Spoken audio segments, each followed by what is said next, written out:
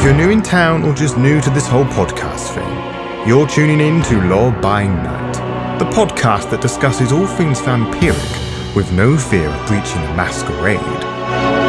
In this episode, we continue to unravel the mysteries behind the origins, motives, and cultures of the 13 vampiric clans in the world of darkness. This episode will focus on the Keepers of the Abyss, Clan Lasombra.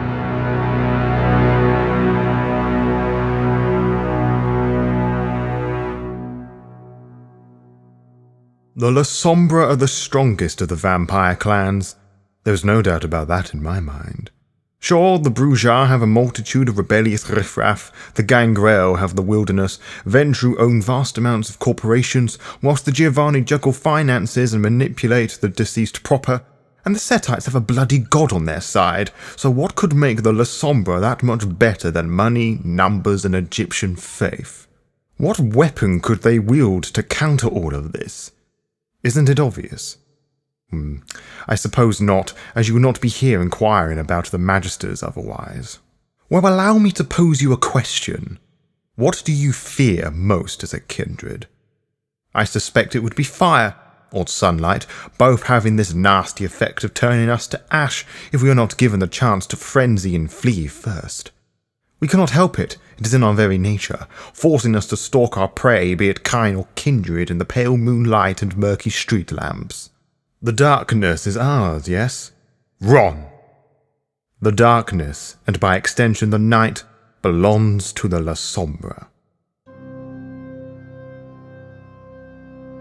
Their trademark discipline, obtenebration, which some now refer to as oblivion, allows them to manipulate the darkness, allowing the user to take horrific forms, summoning tendrils from your very shadows, and engulf their enemies into the very abyss itself. It is said that obtenebration further damns the vampire who uses it, removing themselves further from the grace of God and into the dark pool of the abyss. And what is the abyss? Some call it hell, others the void, no one is really certain, beyond an otherworldly realm of shadows that is known mainly as the source of the manifestations of obtenebration. They are a clan that make kindred fear the darkness, with power only their clan has. What's more, they know this. They don't refer to themselves as a clan either. Clans are nothing more than social groups in their eyes, implying that they all share a common purpose. Like many clan members, they are not choosing to join. Unlike other clans, the Lasombra have to prove their worth, lest they are horrifically slaughtered by the cold and humane clan of the night. If we were to ask the question of how the Lasombra obtained such a deadly power, one could speculate it came from Cain directly, for he was banished to the darkness by God for murdering his brother Abel. The Lasombra don't view it like this though. They view it as removing the competition, which will act as a recurring theme throughout this lesson. Beyond this, I cannot give you a definitive answer, neither can any other Cainite scholar I know of.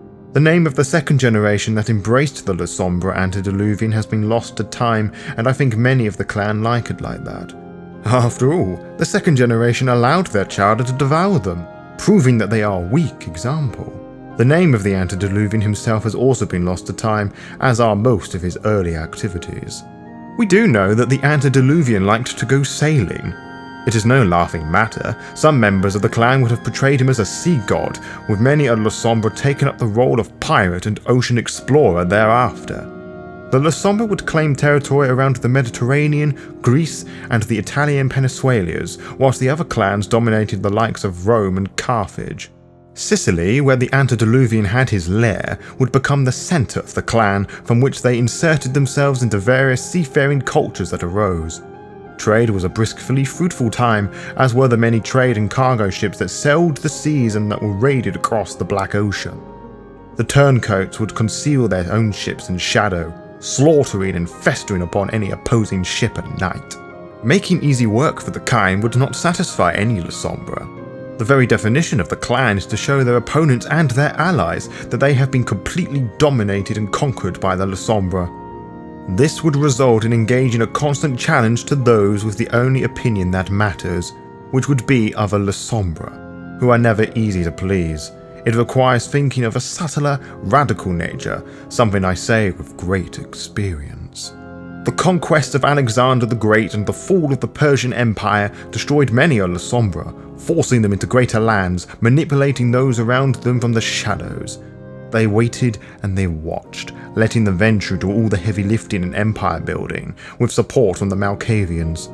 They underestimated the Ventrue, who seemed to be one with their empire. A new tactic was needed for the Lasombra. They chose to invest their energy and time in a growing religious cult known as Christianity, whose martyrs became adequate agents that managed to convince Rome to adopt the faith as their own, with a little help from the Lasombra, of course. When Rome would fall, Christianity would prevail.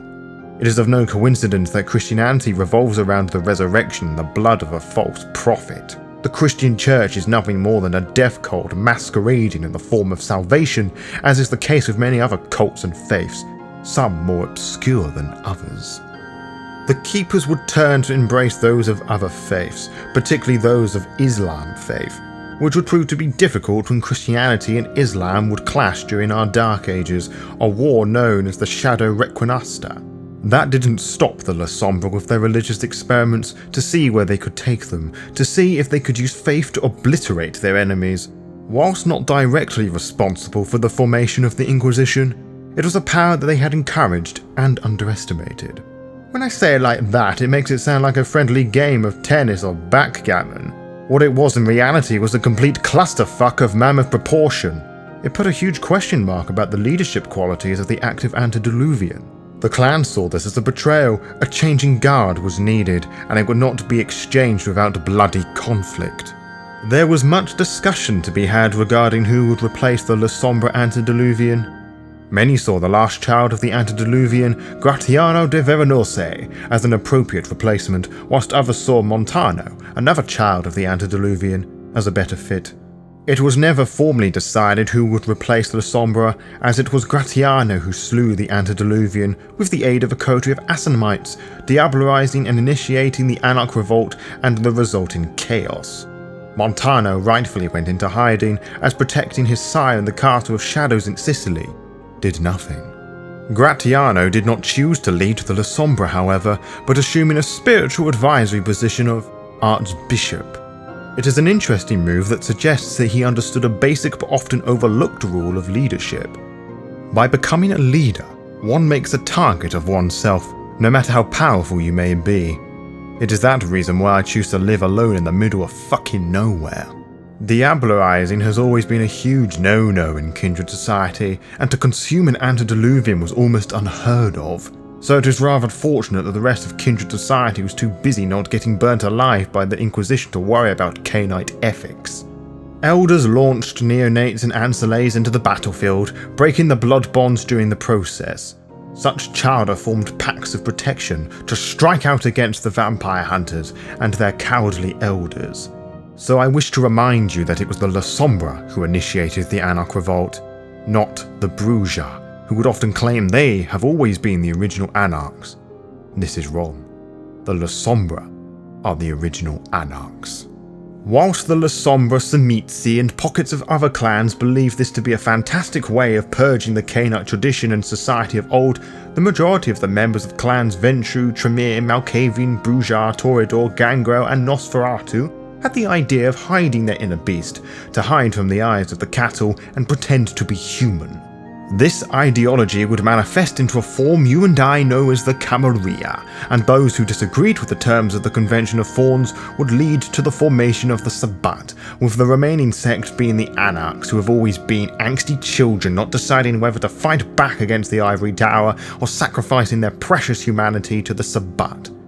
The Ravnos, Giovanni, followers of Set, and the Asamites formed their own independent sects. Although I had already mentioned this in great detail when we discussed the sects a while ago, there was no chance in hell that the Lasombra would submit to the Ivory Tower. They had destroyed an Antediluvian, something that the Camarilla would insist didn't exist, but it was something that they definitely feared. But that is a conversation for another time. There were some Lasombra who turned to the Camarilla, founded by Montano. These are the Lasombra anti-tribu, who are considered traitors and enemies to those within the clan proper. Philosophically, Camarilla Lasombra are not so different from their Sabbat brethren. The anti-tributes still fully expect to win the jihad, with some believing in Gehenna. They just see the Camarilla as a more efficient and effective tool for doing so than the Sabbat. The Sabbat, led by Clan Lasombra, would successfully defend themselves against the Camarilla, insisting that those who did not enter the Ivory Tower were enemies of the sect. At the same time, the Camarilla established footholds across the world, making it more difficult for them to assert true dominance in Europe. The Lasombra saw this as an opportunity to liberate the Americas, manipulating everything from the shadows once more. As time marched on, the Keepers would become more selfish, arrogant, aggressive, ambitious murderers and thieves, each one playing a heated game of political cat and mouse, wanting to prove that they are the better Lasombra in a domain. This means they almost see each other as equals. But with a clan trying to one-up each other, there has to be a group of individuals within the clan that decides when the Lasombra take a step too far, as well as providing some order. There are two groups within the clan whose purposes and goals interlocked with each other, each one playing their part to decide the fate of other keepers. First, there is the Friends of the Night, which I've always thought sounded like a toreador prostitute ring. Their previous titles such as Amici Noctis, Ami Norre, and Breva Noc are far more fitting for this mysterious clan. Anyway, the Friends of the Night are the very heart of the Lasombra, a self-appointed group who new members of the clan have to prove themselves to. They work together to make sure things stay exactly how they are, which is simple enough for a group of Canaanites with age, experience, wisdom, and ruthlessness on their side. That said, they do encourage change, but on their terms, handled in exactly the correct way. The Friends of the Night also appoint members to join the Courts of Blood. These Canaanites are the ones you have to prove yourself to if you seek to destroy another Lasombra yourself. You have to convince the court via a petition. Failure to convince the court may deem you unworthy as a member of the clan, or they may impose certain conditions to dispatching your rival, such as not using disciplines or by only using your fists to pummel them into oblivion. Again, failure proves you are unworthy to hold the title of Lasombra. The Court of Blood shrouds themselves in darkness, literally, so the petitioner cannot see who is judging them. On the topic of visibility, developments in technology such as the mirror, analog and digital film recordings all reveal the clan's main weakness, which is that they bear no reflection and come up all fuzzy in recordings. It is an incredibly unique flaw, one that is perhaps the most detrimental of all the Canaanite flaws. Some would argue that they gave up reflections to master the shadows, while some would insist that the Lasombra are far too deceitful for a mirror to see the truth within them. I have heard one theory that states that Lasombra kill their reflections. Whatever the truth may be, it is as much as a blessing as it is a curse. Some use their lack of reflection to their full advantage, while some may turn insane, not remembering what they looked like and fearing what they look like now, afraid to see the monster they may have become. This isn't too important to most keepers, mind you, but it is worth noting nonetheless.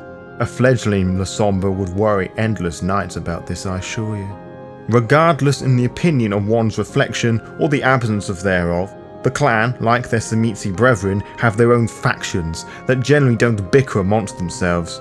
They are specialists, rather than political movements within the clan, although the most interesting conflicts to occur within the clan happen between the factions. The Crusaders would formally describe themselves as the more dedicated and orthodox members of the Lasombra. I personally read that as Yun, for they are constantly in a bloodthirsty state of engaging war with the Camarilla, expanding the Sabbat and collapsing the Ivory Tower from the ground up. Another faction filled with amateurs are the appropriately named the Doomed. They live for the moment, believing they are the best and therefore deserve the very best, acting on bestial instinct that even the Sabbat is ill-advised, which to my mind is fucking frightening. Being at the top isn't enough for some keepers. Some seek to transcend the limits of vampiric condition, believing there is more to their evolution cycle. These are the transhumanists, who are often close to members of Clan Semitsi. It is commonplace within the Sabbat to believe that the Camarilla and most of kindred society are their puppets. It is the goals of the Sabbat to destroy both of these things. The Fatalists take this a paranoid step further, concluding that no one has free will. We have all been dictated by our godly fathers and mothers, which would mean that every action taken leads to one of two things: the design of the elders or an act of rebellion against control. assuming that the theory is true, of course. The fatalists seek any law or knowledge they can find to make them truly free.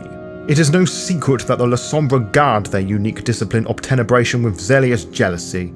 None of the main clans can perform this, and none of them can understand the powers over the abyss, and therefore is often overlooked and underestimated. This obsession has led to abyss mysticism, which is a strange combination of law, obtenebration, and magic, and is advocated by the abyss children. These Cainites dedicate themselves to studying the deep darkness around them. This leads on to the faithful, who too are heavily tied to some underestimated power: true faith. It is often associated with those of Christian faith, whose mental well-being and belief that the might of God is on their side. Such individuals are able to smite kindred to ash. Faith in this regard is not limited to the Christian church, mind you.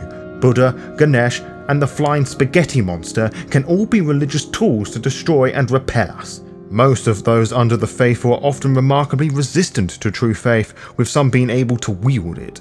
They understand and practice the ideas that God has some magical plan for us besides fucking us about. Many Lasombra were priests after all, some taking this faith to church to preach to kind and kindred alike. Some, however, just enjoy the ritualistic ceremonies to give them a sense of belonging. On the opposite side of this almost peaceful faith are the Black Angels, who see themselves as the necessary evil, behaving like devils in the name of God. They make no attempt to convert anyone, mind you, making them quite the fanatical bunch. The Corsairs are the constant reminder for the Lasombra's love for the sea, as they are the Cainite pirates of the modern knights. All of these factions exercise some level of freedom amongst the clan, but the one faction that is perhaps the most limited are the Kings and Queens of Shadow. They don't have much respect from many of the Sabbat, for the Kings and Queens usually retain their humanity rather than a path of enlightenment. They are the closest to the Camarilla in that sense, and some are put in this faction as punishment. However, it should be noted that many clan members are now seeking to join the Camarilla. After the rise of the Second Inquisition and the start of the Gehenna Crusade in the Middle East, the Friends of the Night reached out to trusted keepers, whose reputations for the clan was greater than sect loyalty, and arranged a series of diplomatic missions by these same keepers to the Anarchs and the Camarilla. It was the Ivory Tower who have accepted them, be it with accompanying offerings and bitter tastes in their mouth. One can assume that a good half of the Lasombra, maybe more, will remain in the Sabbat, but will lack the authority or direction if the Friends of the Night plan to go full Ivory Tower. Those Lasombra who held titles of Archbishop in the Sabbat now attempt to do so in the Camarilla, bringing with them their manipulation of the Catholic Church. Any Lasombra ranked cardinal are put to the torch as a gesture of good faith. This decision of jumping ship says a lot about the Lasombra outlook on the Sabbat, that they much rather join their enemies than rule something that they have controlled for hundreds of years. The Sabbat is not worthy of Lasombra rule anymore. No doubt many of the kindred in the Camarilla are pissed about this, no more so than the Ventru. They do have some things in common, most notably the desire for control and their shared discipline dominate. They are very different breeds of kindred, mind you. The Blue Bloods bulk up with fortitude if they are forced into a fight, but the Keepers live for combat as they happily practice potence. The Ventru draw the attention to themselves with presence, whilst the Lasombra hide and stalk with obtenebration. But the way they use dominate is remarkably different from each other. Both clans have level 6 Elder Dominate disciplines which revolve around loyalty. Lasombra has Memory Block, which forces the victim to not reveal a specific piece of information without forgetting it, even when undergoing torture. Clan Ventru can perform Fealty, which makes the victim swear an oath that they will never do this or that. What separates both of these clans is their attachment to humanity, or lack of thereof in the case of most Lasombra, as the take on this discipline can have the same effect. Whilst both are more malicious in their nature than standard Dominate disciplines, one could be arguably more inhumane than the other. Guess which one is which? After all, you needn't be a CEO, king, or a president to rule after all. A good leader is one who exercises control. Anyone can bark and shout orders about with next to no prevail. Obedience without such measures is the mark of a true master, and the Lasombra are the true masters of control. The night, and all that encompasses it, belongs to the Lasombra. To be kept updated, follow the Law by Night VTM Twitter and Instagram pages to find out when we will upload each episode. You can also find out by subscribing to the YouTube channel and clicking on the little bell, as you'll be immediately notified when the latest episode is live. Until next time, farewell.